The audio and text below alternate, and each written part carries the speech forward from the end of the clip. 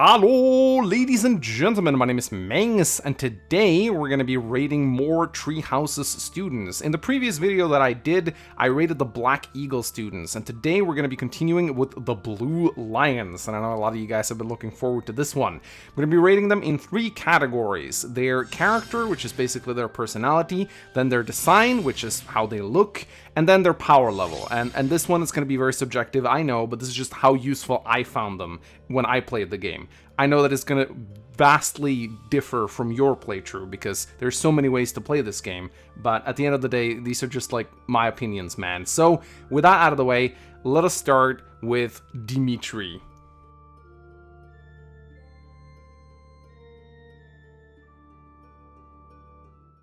Ah, Dimitri, dear Dimitri. Never before have I seen a character attain this level of success with the female fanbase. I mean, they just love him. He has what I dub the pop star effect, where women just start swooning and screaming whenever he's around. And it's not hard to see why they love him. I mean, the dude is ridiculously handsome. He has this raw, masculine energy to him. His post-time skip design is, oh, it's amazing. He looks so badass. And yet, I think one of the reasons why he's so popular is not just because of his design, but it's because he has an actual character arc. That's not something we see in Fire Emblem, at least not among the main characters.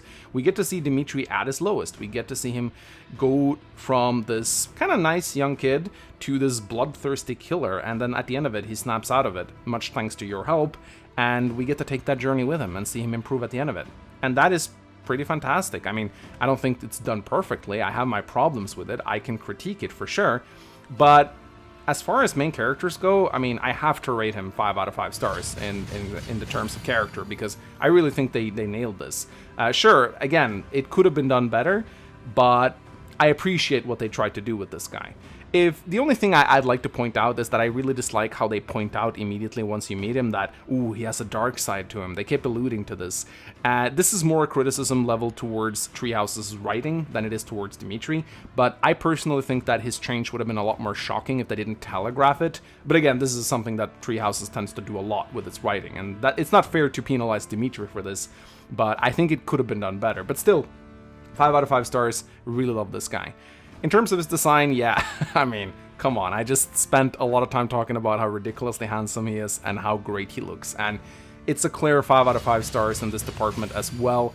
I mean, just look at the guy. I mean, he's just so incredibly good looking. I mean, now I sound like a Dimitri fangirl, but I mean, just look at him in his post-time skip design.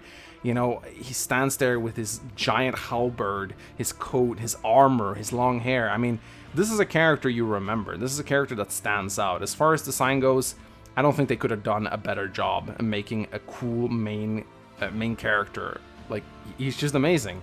I love the way he looks. And in terms of his power level, I mean, again, this is gonna feel like I'm just praising him into the clouds here, but he's a main character, and he's a step above everyone else, just like the other main characters. Easy 5 out of 5 stars here. Dimitri will just massacre the game.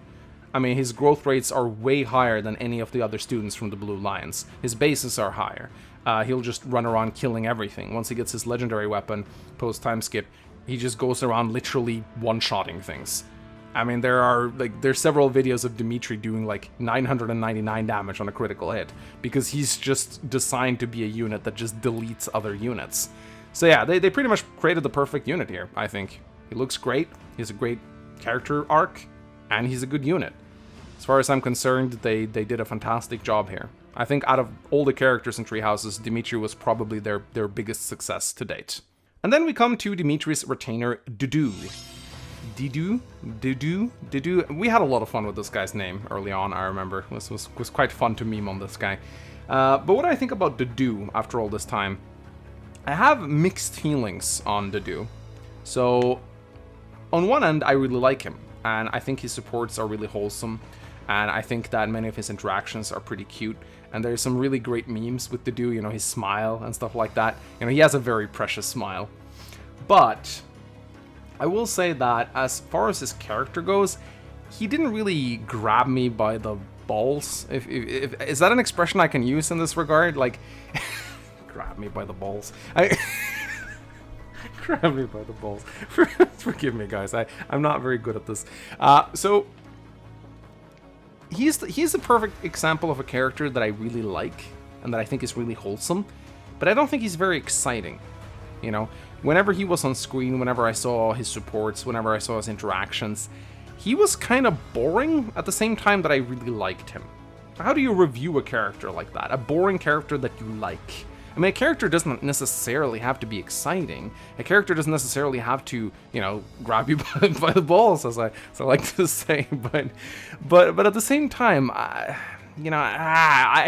really don't know what rating to give Dedue. I really don't know, because at the end of the day, when I think about Dedue and the supports that he had, many of them are kind of boring. I like his backstory, you know, he's a very tragic backstory. I kind of like how he met Dimitri, you know, how Dimitri saved him from the massacre of Duskur, but at the end of the day, he's not really a character that blows the hair off my head.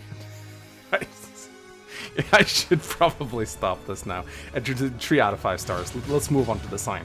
Design, I think this... Oh my god, this is a horrible video. In terms of his design, I think that Dedue is he's pretty good looking. I think that his post-time skip design is incredibly cool. I mean, he just looks so incredibly imposing. He looks, again, kind of similar to Dimitri. He has this raw masculine energy about himself. And I kind of like that he's sort of like a gentle, stoic giant. That's an archetype that I've always liked a lot. And I think that, you know, when you look at Dedue, he's incredibly striking. You know, he has that look about him that makes him look incredibly intimidating. But then, of course, once you realize he's kind of just like a fluffy marshmallow inside, that is kind of endearing. So, in terms of his design, I'm going to rate him 4 out of 5 stars. I think he looks really good. And in terms of his power level, this is another rating where I'm really torn, because in the early game, I find Dedue to be one of the most useful students.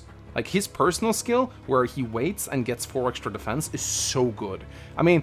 there was this, like, there were tons of memes about Dedue's gameplay, like press wait to win, you know, with Dedue smiling and all that. And it's true. I mean, for a majority of the early game, what you do is you put Dedue in front of your squad and you press wait, and he just takes on all the enemies, and he does this really well. And this is so incredibly useful because in Treehouse's early game, you don't really have a lot of good tanks. Treehouses doesn't have a Jagan type character. I mean, I guess you could kind of treat Byleth as a Jagan maybe sometimes, but I don't really. But it doesn't really have this like early game pre-promote with very high bases that can carry you through the early game. You don't really have a character like that. For me, whenever I play Blue Lions, Dedue is that character. He is that character that I just place in front of all my students, and he just tanks all the incoming damage. And that is so incredibly useful. However, then the time skip rolls around and he's not really available for the start of it. And then he kind of shows up later.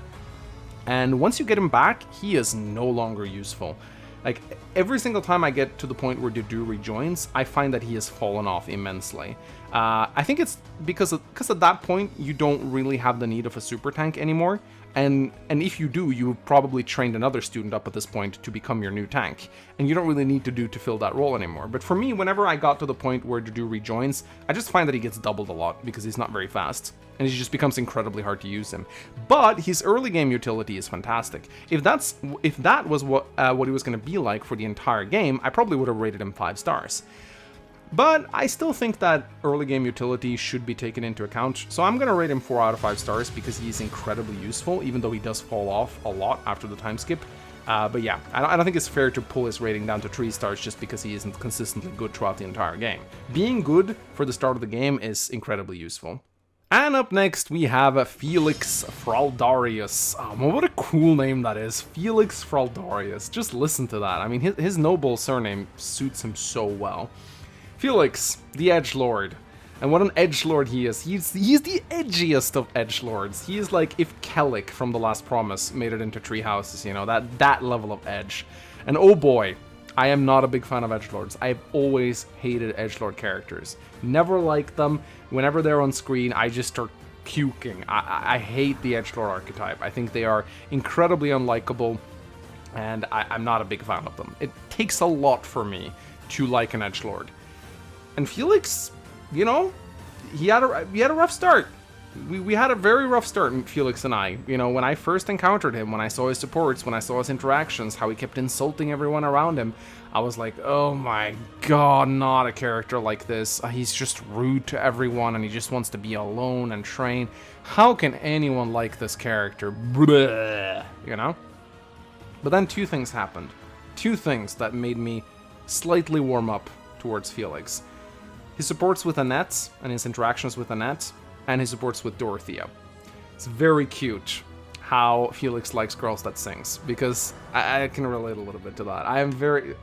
This is the thing about me, I really like it when girls sing. I think that it's adorable. When a girl can sing, when she can sing really well, my heart just melts. I really, really like it. And so to see his supports where Felix is like rude and unpleasant and he doesn't like them, and then suddenly he learns that they can sing and he's like, oh yeah, maybe you can stay around anyway. That to me, that was like the one moment where I felt like I could relate to Felix, and that did make me warm up towards him a little bit. And you know, when I saw the rest of his supports, I kind of viewed him a little bit of a different light from there on. You know, I kind of liked how he saw Dimitri for what he was early on. That's kind of cool, you know, even though he's very mean towards Dimitri, he sees Dimitri for the killer that he is before anyone else. And that's kind of impressive. That shows a level of intuition on Felix that not many other students have. So, while he's an edgelord, and I cannot rate him highly because of that, I will say that as far as edgelords goes, it's kind of remarkable how he, for a tiny moment, made me open up a little bit towards him and actually made me like him a little bit more than usual. I'm still rating him 3 out of 5 stars because I despise edgelords. And in most other of his supports, he annoys the crap out of me. I hate how he is always rude to everyone all the time. And it's just not a very good... It's not a character type that I like. I know that the Felix fanboys are going to be really angry about this, and you're going to type long comments explaining to me what a deep and intricate character Felix is. You know, I don't disagree. He is a good character. He's a well-designed character. He's an edgelord done well. Just the fact that I'm rating an edgelord 3 out of 5 stars and not 1 stars should be a huge mark of success for Treehouses, you know? Because I would never imagine myself rating an edgelord anything above like a 2 out of 5 stars. But I did so with Felix because he had those few interactions that I really liked. But at the end of the day, I hate edgelords, and that's never gonna change. So 3 out of 5 stars is probably the best rating I can see myself ever giving a character like that. So in a sense, I guess you could view it as a 5-star rating, because it is the best one I'd give. But anyway, let's move on. In terms of his design though, I do love Felix's design. He looks really cool. I remember when I looked at all the students, you know, when I did my character previews in the early days of Treehouses, when we didn't know much about the students and we just had the news to go by, Felix was one of those characters that really caught my eye. I really liked him from the start. He doesn't look like your archetypical edgelord, I will say. He has a very unique look about him. I will actually say that I kind of like his pre-time skip look a little bit more than his post-time skip look. It's not that his post-time skip look is bad by any means. I just think he looks a little bit more stunning in his pre-time skip look. I just like his hair in there. I don't really know why they gave him that hairstyle in his glow up, but I don't know why. I just don't think it suits him all that well. But that being said, I think Felix's design is great. 4 out of 5 stars. Now in terms of his power, this one is not going to be hard at all. Just like Dimitri, Felix is just one of those students that is a step above everyone else. Right from the early game, you can definitely tell that Felix is just supposed to be one of those characters that are there to kill stuff and to help you out. He has this amazing crest that procs all the time. I mean, he's a major crest bearer, and major crest bearing characters are supposed to be stronger than everyone else. I mean, not even Dimitri has a major crest. I mean, not even your main characters are major crest characters. Felix is. And, you know, that Crest of Raldarius procs all the time, gives him that juicy +5 damage. So incredibly nice. I mean, Felix just hits incredibly hard, and he doubles everything, and that Crest procs constantly just makes him kill everything. One of the problems I actually had with Felix early on was that he took too many kills. I mean, he stole all the experience for himself, because whenever Felix was on the field, he would just murder everything. So yeah, easy 5 out of 5 stars here. Felix just one of those characters that will be consistently amazing at just killing things, and you need characters like that. He's fast enough to double on maddening. He's strong enough to one-round enemies. There's not a lot of characters who can do that as well as Felix does, so easy 5 out of 5 star rating there. So yeah, I see you get like a nice little balance there, 3, 4, 5. Kind of looks good, doesn't it? You've got mail. Don't kill me, Felix fanboys, please. I didn't mean to insult your character. Actually, I did. He sucked. Okay, I'm gonna stop now. Up next, we come to Ashe. And I'm just gonna say this. Ashe fanboys and fangirls, if you really like Ashe, just skip this, okay? Because you're not gonna like what I have to say. Ashe. I can't put my finger on it. I don't know what it is, but every time he's on screen, I just want to punch him. Whenever he opens his mouth, I just want to press skip. I don't know why he annoys me so much, but he does. He's just supposed to be this cute, wholesome guy. And he's like supposed to be this dear person that just wants to be nice and help people. And he's so friendly and kind. And there's no real reason for me to hate him, but I just don't know what it is. I cannot stand him. It might be his voice actor, and again, when I say it's his voice actor, I am by no means saying that his voice actor did a bad job. His voice actor did an amazing job. I think he sounds great. But it's just the way he sounds, and the way he talks, and the way he looks when he's on screen. I just cannot, for the life of me, stand this guy. I didn't use him in my playthrough of Blue Lions, and he was never one of the characters I recruited over in any of my other paths. So my exposure to Ashe is very minimal. And so when I review him, please take this into consideration. I've almost never used him because I cannot stand him. I cannot stand him. I don't know what it is. Maybe some of you can relate to this. I know I'm gonna like really anger the Ashe fanboys and fangirls. I know you really like this guy, and I'm not saying you're wrong for liking him, but it's just for me personally, there's something grating about him that I just cannot stand. I don't know what it is. In terms of his character, I'm just gonna have to rate him 1 out of 5 stars because at the end of the day, his character may be fantastic. Maybe he has some great, amazing supports, but I've never been around to see any of them. I've seen maybe like in total 2 different Ashe supports, and I mostly skip through them because I just can't stand the guy. In terms of his design, I guess he looks okay. I mean, he's not bad looking. He's not great looking either. I think I'm just gonna rate him 3 out of 5 stars. I don't really have strong opinions on his design one way or the other. He looks okay. He doesn't look amazing, but he doesn't look bad either. So yeah, there you go. And in terms of his power level, I have no idea. I really don't know. I don't know what this guy can do. I've never used him. I benched him immediately in my Blue Lions playthrough. And, well, actually, I may have used him a little bit, but I don't remember how he performed, so... Yeah, question mark out of 5? Unrated. I'm just gonna say unrated. Because in this regard, I really have no idea. Maybe you guys can tell me in the comment section if there's anything this guy does well. Because I don't know. Yeah, let's move on. Up next, we have Sylvain, the ladies' man. And when I first saw this character, I was like, oh boy, this is just gonna be Blazing Sword Sane in a school setting. And I was not looking forward to it at all. I'm usually not a big fan of this archetype. But what I got with Sylvain was something completely different than what I had expected. And I ended up liking Sylvain a lot. Now, on the surface, he seems like a douchebag that just kind of dates and dumps women just because he feels like it. And that's not really a character that most people can relate to, I think, and not a very likable character at that. But you do learn, once you delve into Sylvain's supports, you do learn that there's a lot more to him than first meets the eye. And one of the reasons why he treats people around him like objects is because he himself has been treated like an object due to his quests. Now, some people don't like this. Being treated badly yourself is not an excuse to treat others badly. I think we can all agree on that. But we still see it a lot in today's society. Like, oh my god, I literally just said we live in a society.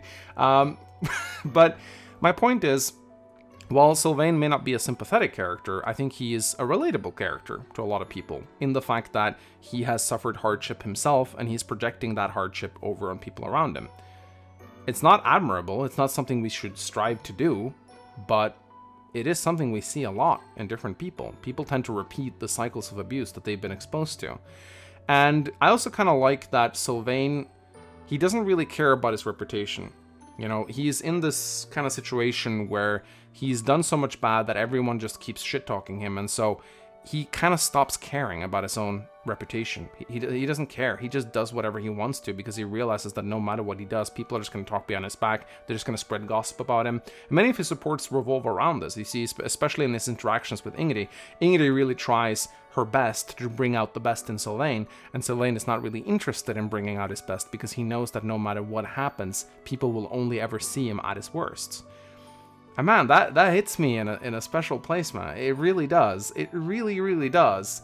And it's not that I admire Sylvain or that I think that he's anything worth aspiring to, but I look at him and I see a pretty relatable character. And there's something to that. You know, when a character is relatable, regardless of not, or whether or not they're sympathetic or not, that is a character done right.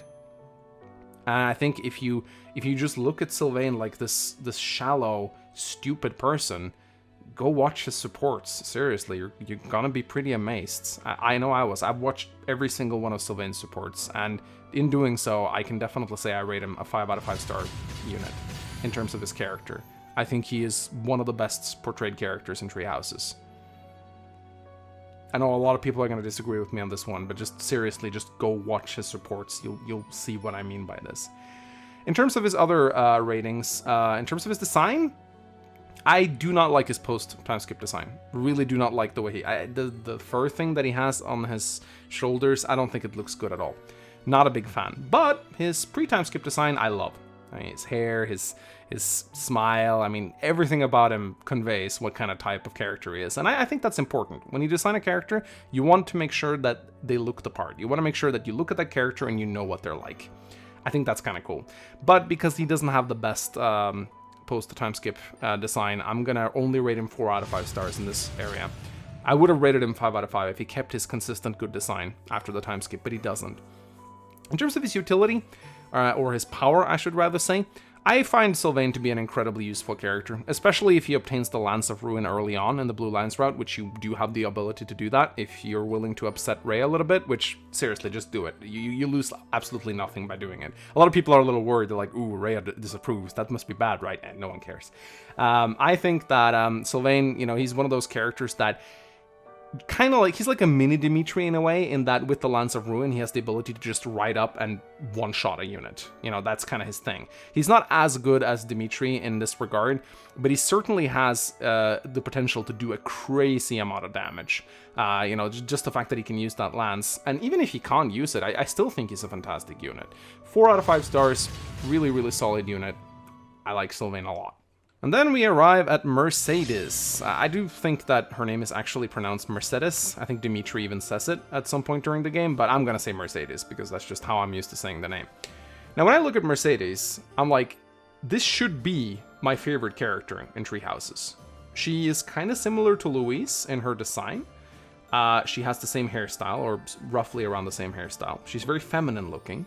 She's gorgeous. She's cute, empathetic. She's a good healer.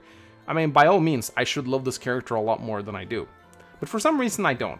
Don't get me wrong, it's not like I don't like Mercedes. I think she's adorable, but I'm kind of a little bit indifferent towards her, which I find incredibly weird. And I think one of the reasons why I'm not a big fan of Mercedes is, sadly, her voice. Now, again, you know, just like before, I'm not talking down the voice actress or saying that she did a bad job portraying Mercedes. I think she did a great job portraying Mercedes, but to me, the very high-pitched voice and the way she talks, it doesn't really appeal to me. And I realized that, you know, when picking a waifu or picking a female character that you're supposed to really like, I do realize that if the game has voice acting, how they sound is a huge deal. Their voice is a pretty big factor in their attractiveness. One of the reasons why I like Claire so much in Echoes is because Alexis Tipton does such a good job portraying her. Oh my god, she's so good. But with Mercedes, her voice just, it doesn't appeal to me. And whenever she talks, I'm not intrigued. Again, it's kind of sad to say, but it's one of the reasons why I've been very disinterested in her character. In many of her supports, her kind of like airheaded mentality, where she's kind of like distant and kind of thinking about her own thing, and she's kind of like not really there, to me is just very off-putting. I don't hate her, I don't dislike her, but I don't love her either, and that's pretty spectacular considering she's a blonde healer. You know, I should by all means love this character, but I don't. So I'm going to rate her 3 out of 5 stars in terms of her character, because I'm just kind of indifferent towards Mercedes, and that I find that absolutely astonishing. In terms of her design, though, I will say that while her voice and personality doesn't really appeal to me, I will say that I do love the way she looks. I'm a little bit sad by the fact that she gets short hair post-time skip, but I still think she looks great. And there is an option to keep the outfit, but keep her long hair, which I think I did that in my Blue Lions playthrough, which I like. But I love the way Mercedes looks. 4 out of 5 stars. Again, I feel like she probably should have been 5 out of 5 stars for me, but for some reason there's just something holding her back. I can't really put my finger on what it is, but she just didn't end up pushing all my buttons the way I thought she would. In terms of her power level, every time I use Mercedes, I kind of just use her as a healer, and that's what she does. She stays in the back and she heals. And that's useful. Don't get me wrong, you need characters like that. But I've never really used Mercedes as anything but a healer because her personal skill is literally live to serve. So I'm just like, okay, there's my healer then, boof. Go ahead, you heal now. How do you rate a healer? I don't know. 4 out of 5 stars? I mean, we all need healing. It's good to have a good healer on your team. But aside from that, I don't really have much experience in the way of Mercedes or any good builds that she might pull off. Like, all I do with her is just stick her in the back and heal. So, that's it. And up next, we have Anette. Now, I don't know about you guys, but whenever I select Anette on the battlefield and she says, "I'm your girl," oh, my heart just melts. I don't know what it is. That line always gets to me. Anette is adorable. I really like Anette. She's not the most exciting character around. You know, when I watch her supports, I'm not sitting there at the edge of my seat going like, oh, I wonder what Annette's gonna do next. It's most of the time it's like, hey, I'm sweet and cute, la la la, blah blah blah, and then she has some kind of cute interaction. I do like her supports with Felix. You know, I think they're one of the few times in which I am a little bit sympathetic towards Felix, and that says a lot. And I do find her absolutely adorable. I find it really sad how Gilbert is such a shit dad to her. You know, I mean, can you imagine an easier daughter to get along with than Anette as a dad? Like, I feel like she would love you no matter what you do. And yet Gilbert just refuses to bond with her because he's stupid. But yeah, as I said, I don't find Anette to be particularly exciting or anything, but I do find her to be incredibly adorable, and I really like her. So for that reason, I'm going to rate her 4 out of 5 stars. I like her supports. They're wholesome, even though they're not very fun necessarily. In terms of her design, her pre-time skip design, I'm not a super big fan of it, if I'm going to be completely honest. I think she's a little plain looking. She just kind of has, you know, I'm not a huge fan of her hairstyle. But oh my god, her post-time skip design. I mean, she becomes such a babe. Oh my god, just look at her. I mean, that is a glow up, you know? That's like you go to your high school reunion and that kind of boring girl from high school just turned into that babe, you know? We all know the feeling. That's Anette. She just becomes a total babe. I really like the way she looks. In terms of her power, I think this really depends on how you use Anette. Whenever I use her, I just use her as a rally bot. This is very much how she's designed to be used, I think, because her personal skill is literally a rally that stacks with other rallies, so why not make her a rally bot? Now, I've heard from a lot of people who are pretty good at treehouses that this isn't the most optimal way to use Anette, that rallies aren't really that good. I don't know if that's still true. I mean, the meta may have changed a lot since I played treehouses, but I seem to recall a lot of people saying that this isn't how you should play her, but this is how I always used her. And rallies are always good, you know, it's nice to have a unit that can buff other units and make them stronger. That gives you a lot of options, you know. I personally am a big fan of the playstyle of like buffing one character to obscene levels with like gambits and rallies and just sending them into the front lines and having them kill everything. Who doesn't love that? So yeah, 4 out of 5 stars. Good rally bot. I'm your girl. Ah, she's so adorable.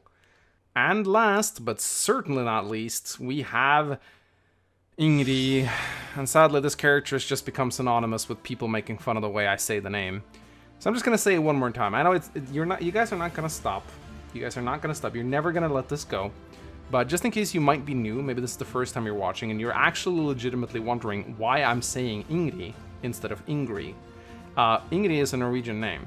It's more closely a Swedish name, I think, but it's very common in Norway as well. And I have a female friend named Ingrid who I've known for over 15 years at this point.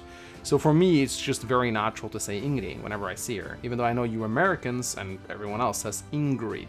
I know Dimitri says Ingrid. I know all the characters call her Ingrid. But for me, it's Ingrid. It will always be Ingrid. It's the Norwegian way to say the name. That's how I'm gonna say it. Deal with it. Anyway, Ingrid. When I first saw her, I was like, that's my waifu. Right there. Blonde Pegasus girl. Love her. And, you know, it wasn't wrong. I mean, I ended up liking Ingrid a lot. I mean, her I think, again, a really, really attractive feature to Ingrid, I think aside from her gorgeous looks, is her voice. Oh, her voice is so pretty.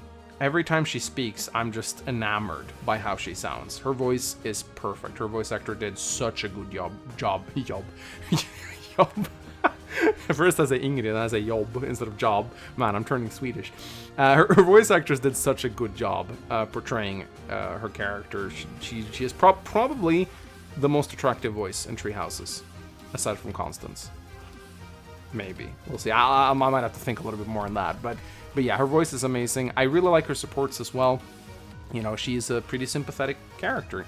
You know, she has that tear between duty and love. You know, her family wants to marry her off, and she's supposed to find a good husband to make sure that her family retains their status, but at the same time, you know, she kind of wants to follow her heart, so she wants to become a knight, but at the same time, you know, she has to be with her family, and she's kind of torn between love and duty, and I think that's a pretty appealing character trait, honestly, and I think Ingrid pulls that off really well. I found myself getting very sympathetic with her character.